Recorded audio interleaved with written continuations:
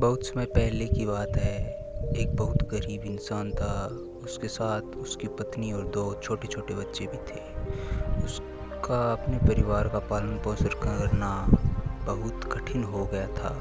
उसका दिमाग काम नहीं करता था और मन भी अशांत रहने लगा। तभी उसने अपना घर छोड़ने का फैसला लिया। जब एक रात उनकी पत्नी और दोनों बच्चे सो रहे थे, तब वो चुपचाप घर से चला गया। रात को बिना किसी मंजिल के वो आदमी चलता रहा। तभी अचानक उसने देखा कि एक नदी किनारे भगवान बुद्ध अपने शिष्यों के साथ बैठे हैं। उसी वक्त उसने निर्णय लिया कि वह अब सन्यासी हो जाएगा और भगवान बुद्ध का शिष्य बनकर यहीं रहेगा। उसके बाद वह भगवान बुद्ध के चरणों में जाकर गिर गया और उनसे विनती करने लगा कि वो उसे अपना शिष्य बनाकर अपने साथ ही रख लें। भगवान बुद्ध ने उस गरीब इंसान की बात सुनकर उसे अपना शिष्य बनाकर साथ रख लिया।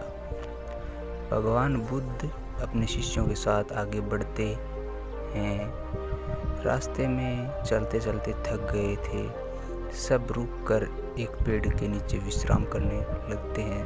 तभी भगवान बुद्ध को गर्मी के मारे बहुत तेज प्यास लगने लगी। उन्होंने अपने नए शिष्य से कहा, यहाँ पास में एक सरोवर है, तुम जाकर वहाँ से पानी ले आओ।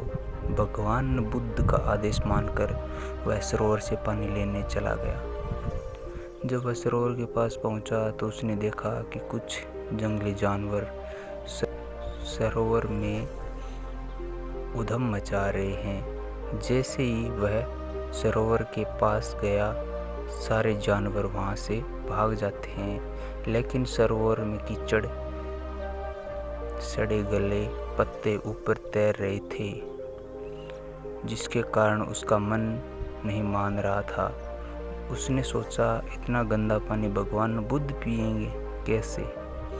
फिर वह बिना पानी लिए ही वापस लौट आता है और आकर बुद्ध से बोलता है, भगवान उस सरोवर में तो बहुत ज़्यादा गंदा पानी है, वो पानी पीने लायक नहीं है। अपने शिष्यों की बात सुनकर भगवान बुद्ध थोड़ी देर चुप होकर बोले, जाओ उसी सरोवर से जाकर पानी लेकर आओ। भगवान बुद्ध का आदेश मानकर वह वापस से सरोवर की तरफ चला गया, लेकिन वह मन में यही सोच रहा था कि भगवान बुद्ध इतने गंदे पानी को कैसे पिएंगे।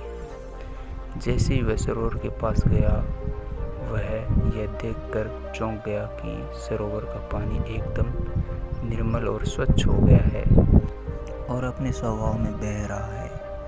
उसने पानी लिया और भगवान बुद्ध के पास आते ही उनसे प्रश्न करता है, भगवान थोड़ी ही देर में सरोवर का मैला पानी इतना साफ कैसे हो गया? फिर बुद्ध ने उसे समझाते हुए कहा, जब जानवर पानी में उधम मचाए हुए थे, तब सरोवर का कीचड़ ऊपर आया था, लेकिन कुछ देर शांत रहने पर कीचड़ फिर से नीचे बैठ गया और पानी पहले जैसे फिर से निर्मल और स्वच्छ हो गया। ठीक इसी तरह हमारे मन की स्थिति भी ऐसी होती है। जीवन की घटनाएं और भाग दौड़ हमारी मन में उथल पुथल पैदा कर देती हैं, जिसके कारण हम बिना सोचे समझे गलत निर्णय ले लेते हैं।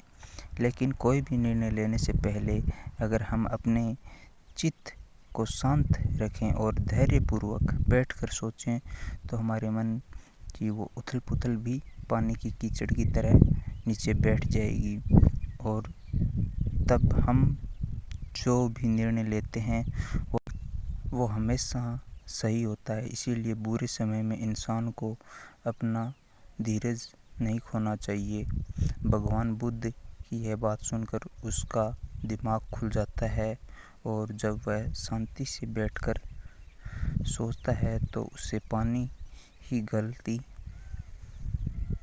नज़र आती है।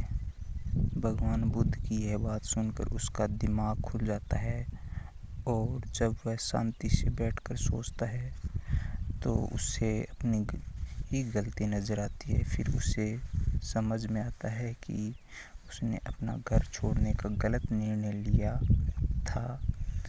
फिर वो भगवान बुद्ध के चरण स्पर्श करके उनसे आज्ञा लेकर अपने घर की ओर वापस चला जाता है।